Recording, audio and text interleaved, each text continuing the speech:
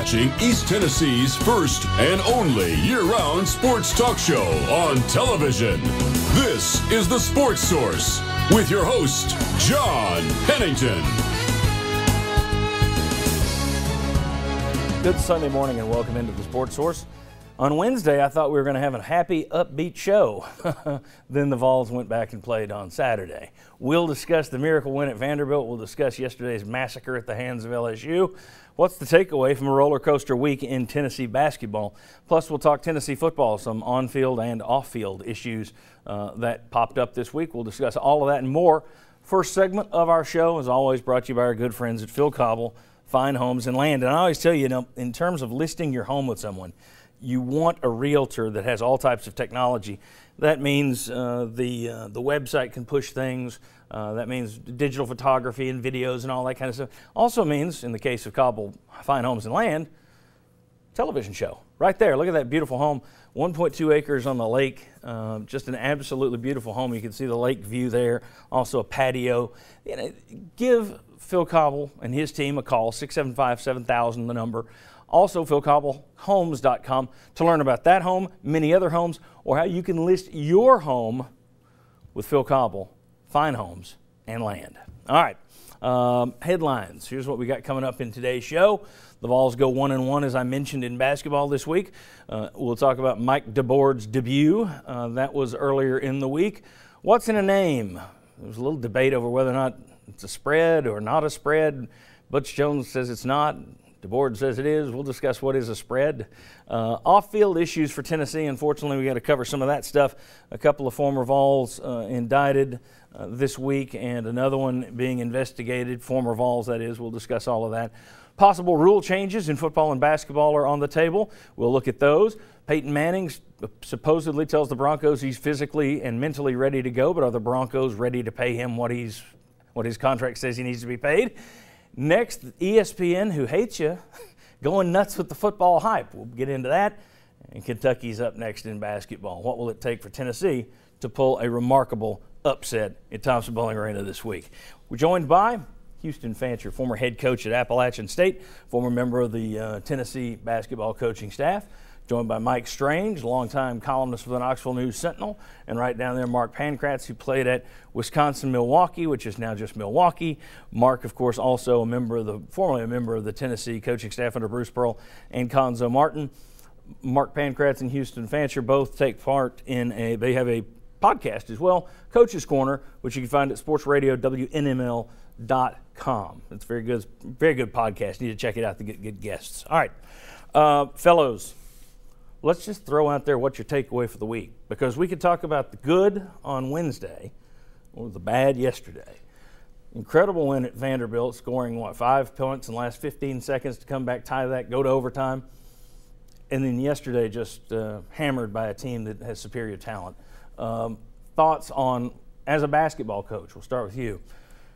What's your takeaway from a week like this? Well, John, to me, the weird thing is you go into Vanderbilt and get a fantastic win in a very tough place to play. You come back home against a talented LSU team and lose a game in what's become a very tough place to play, which is home. You don't necessarily think that way because you go on the road, seem a little bit more focused and disciplined about the way you play.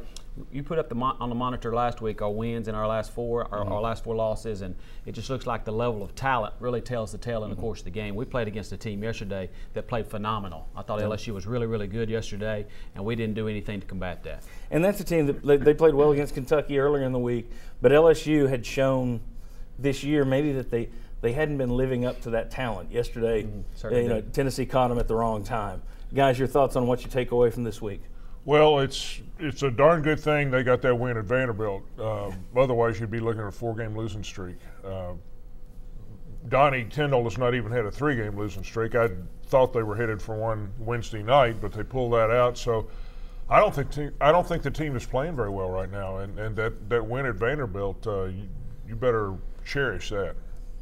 My couple things are, one, defensively, which I thought this team was going to be holding their hat on. Teams are just shooting too good of a percentage against us. And our losses in conference, teams are shooting 52% against us in our last 5 losses. That's not winning basketball, and that's obviously why we're losing. The other thing is as you mentioned at home, not getting wins at home. You know, the one time that, like football does, football and home games, they actually stay in a hotel the night before to kind of alleviate distractions. Right. The one time Tennessee did that was the night before Auburn. We were able to get a win. And so for whatever reason, it seems like these kids are coming into the home games with distractions. And so we got to find a way to minimize that. And if you got to put them back in the hotel room to help us get these wins, we're going to have to do it because the schedule's not going to get easier. Teams have gotten 64 more shots up against us than we have. Because we've gotten 64 more shots because we're not defending. They're shooting 52% and they're able to get layups or wide open threes.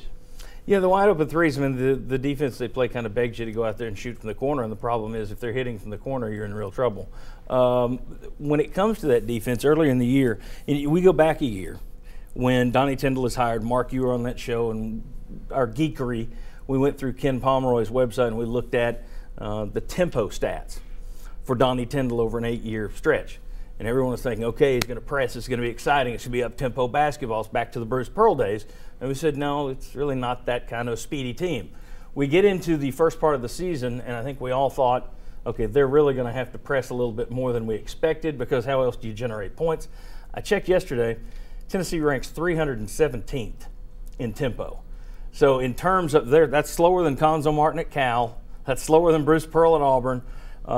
They're just not able to get any of that going. And again, we thought that early in the year, where are you going to get your points from? You're going to have to play a little bit more pressing. And even when they do press, it's just not working for them. I mean, everything they threw at LSU had an answer for. Well, they did, and I think the tempo was caused, John, too, by our defense because we zone. And we force people to take a lot of time off the clock on the offensive end, so which in turn slows down. We go on the other end. We hold the ball for 25 or 30 seconds before we get a shot, so that creates that slow tempo. Sure. Now, LSU yesterday, 18 assists on 25 baskets. Really shared the basketball well, 7 to 10 from the three-point line in the first half.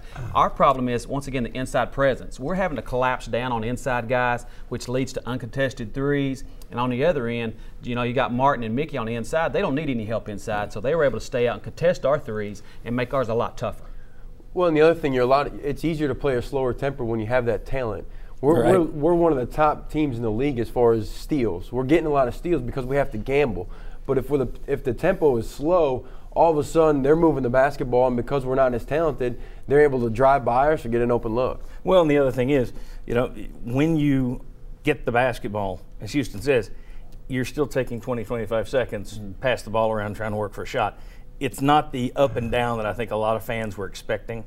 And we tried to warn of that last year that it might not be, this is not going to be Loyola Marymount. Right. And you're seeing now that when you do get the steal, a lot of times you roll back into your offense, and that takes a while. Let's put up the schedule for Tennessee remaining. You got 6 more games, and then the SEC Tournament Selection Sunday is a month from today. I think we can all declare unless there's a remarkable run here, I think we can declare the NCAA out. But you look at that schedule, it's not as easy as it used to be to get into the NIT. Guys, is Tennessee NIT bound this year? Do you think they're going to be sitting at home? Mike Strange. Well, it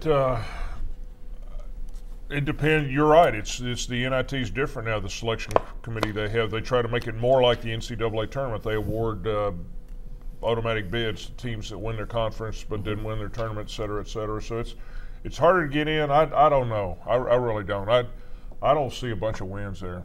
I don't either for this team.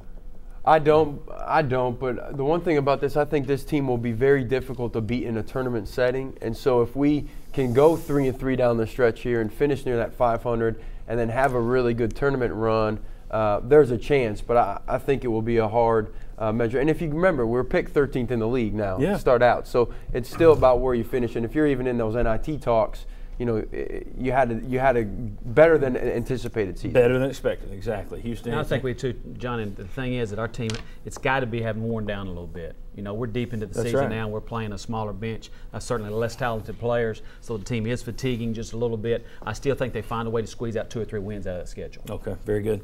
All right, these guys are going to be back with us in the next segment. We're going to bring out some of our football guys. Mike DeBoard made his debut this week. We'll discuss what he had to say along with Butch Jones. Come on back on the Sports Source. Like our set? Turn to Benedict Construction.